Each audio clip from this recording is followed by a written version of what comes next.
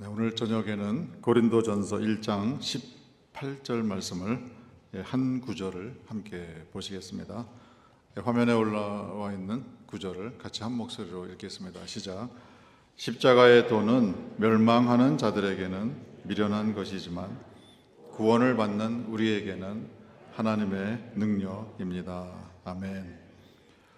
네, 십자가의 도, 이런 제목으로 말씀을 나누려고 합니다. 십자가의 도라고 번역이 되어 있어요. 이것은 십자가의 로고스 또는 십자가의 길, 이렇게도 번역을 할 수가 있어요. 십자가의 도는 십자가에 담겨 있는 이치요, 원리요, 길이요, 그렇게 우리가 이해할 수 있습니다. 십자가의 길, 그 길을 가신 분은 누구신가요? 예수님이시죠. 예수님이 십자가의 길을 가셨어요. 예수님에 대한 이제 선포를 사도 바울이 유대인들에게도 했고요, 이방인의 세계에 가서도 했어요. 아테네까지 가서 헬라 철학자들하고 논쟁을 하면서 설교를 한 거예요. 십자가의 길, 십자가의 이치, 십자가의 원리, 십자가의 말씀, 이것을 전했어요.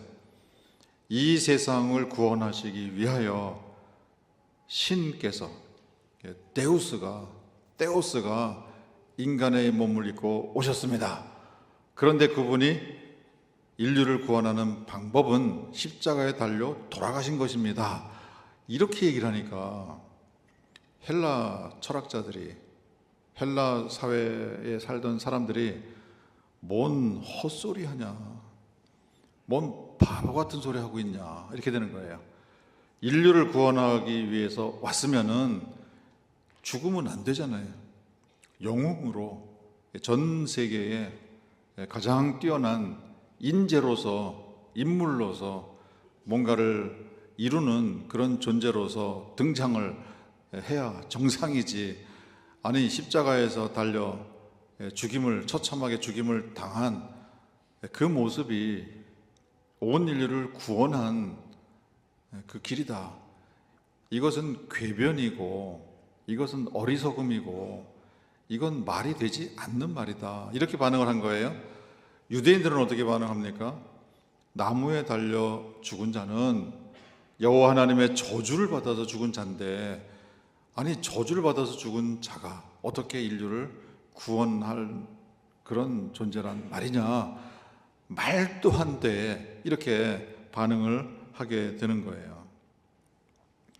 우리가 지난주에 말씀을 나눈 것처럼 우리의 일생일대의 목표는, 우리가 살아있는 동안 우리가 목표로 삼고 살아야 하는 그것은 여호와께로, 하늘에 계시는 우리 아버지께로 돌아가는 것이어야 되는데요, 그 길을 막고 있는 거예요.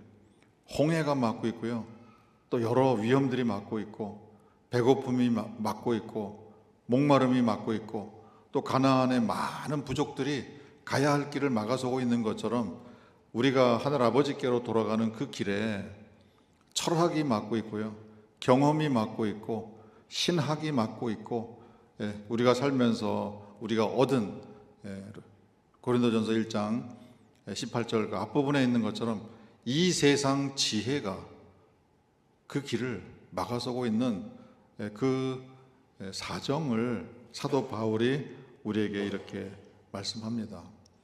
예수님의 구원의 사역, 하나님께서 인간의 육신을 입고 이 땅에 오셔서 인류를 구원하셨다.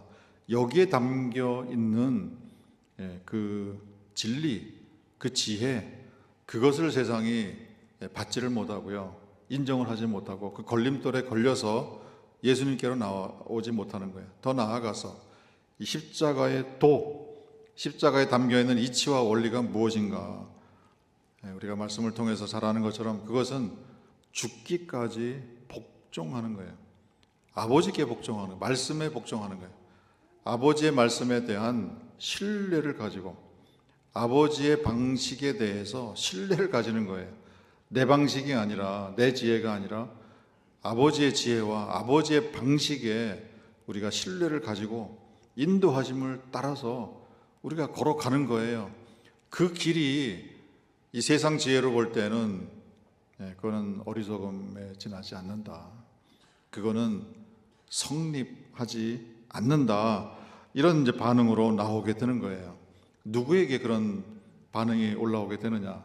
멸망하는 자들이다.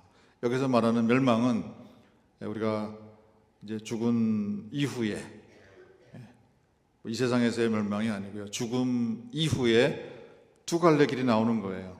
멸망의 길이 나오고요, 영원한 생명의 길이 나오는 거예요. 이 두 갈래 길이 나오는데 그때 영원한 멸망으로 지옥으로 들어가는, 이렇게 돼 있는 사람들은 이 세상 사는 동안에 다른 건 다 몰라도 십자가의 도에 대해서는 도저히 그 앞으로 나아가는 길을 차단당하고 산다.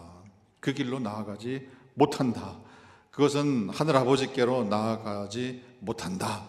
이제 그런 결론이 됩니다. 그러나 하늘 아버지의 자녀로서 하늘 아버지와의 관계가 열려진 사람들에게는 우리의 생각과 우리의 지혜와 우리의 판단과 우리의 경험, 우리의 한계를 뛰어넘어서 도무지 이해 안 되는 그 세계에 아버지의 말씀이 있고 아버지의 방식이 있고 아버지의 인도하심이 있는데, 그것을 신뢰하고 따라 들어가는 이런 사람들에게, 그런 사람들은 구원을 받는 사람들이고 그들에게는 하늘 아버지의 능력이 된다. 그 신뢰, 그 믿음, 그 인도하심을 걸어 들어가는 그런 사람들의 발걸음에는 하늘 아버지의 능력이 나타나게 되어 있다. 세상 논리로 또 다른 세상의 논리를 깨뜨리려고 하는 것이 아니다라는 것을 여기에서 말씀하고 있습니다. 이것은 사도 바울 자신의 경험이 되는 거예요. 하늘 아버지께로 가는 것은 아버지를 신뢰하는 그 마음, 그 자세, 그걸 가지고 아버지와의 관계를 가지고 들어가는 것이지, 이 세상 학문을 통해서 철학적인 깊은 세계를 천착하는 그런 노력을 통해서 들어가는 것이 아니다. 만약에 우리가 그런 하늘 아버지와의 관계에 들어가 있고, 그리고 아버지를 신뢰하고 우리의 상상을 초월하고, 그건 상식적인 거죠. 상식의 영역을 뛰어넘고 우리가 경험한 그 영역을 뛰어넘고, 또 우리가 지혜롭게 나름대로 판단력을 가지고 사려 분별을 하고 들어간다고 하는 그 영역을 뛰어넘어서 우리 스스로도, 내 자신도 도무지 이해가 되지 않지만은, 그러나 아버지께서 그렇게 말씀하셨으면 그러면은 신뢰합니다. 아버지께서 제시하시는 방식이 그거면은 제가 신뢰하겠습니다. 이렇게 들어가는 사람들에게는 그 발걸음을 뛰어넘는 그 순간에 하늘 아버지의 능력이 나타나는 그런 체험으로 우리가 들어가게 된다는 것을 우리에게 약속으로 주세요. 십자가의 도는 낮아지는 것이고 순종하는 것이고, 죽음의 자리까지 아버지와 함께 걸어 들어가는 그런 자세, 그런 신뢰 관계를 의미하게 되는 거예요. 그런 분들에게 약속이 주어지는 거예요. 구원을 받고 있는 우리들에게, 이 두 가지가 동전의 양면처럼 그렇게 신뢰와 믿음으로 들어가는, 십자가의 길을 걸어가는, 예수님을 따라가는, 이 세상 사람들이 볼 때는 어리석기 짝이 없고 이건 도무지 성립 안 되는 그 영역으로 걸어 들어가는 그런 사람들에게는 구원을 받는 경험이 주어지게 된다.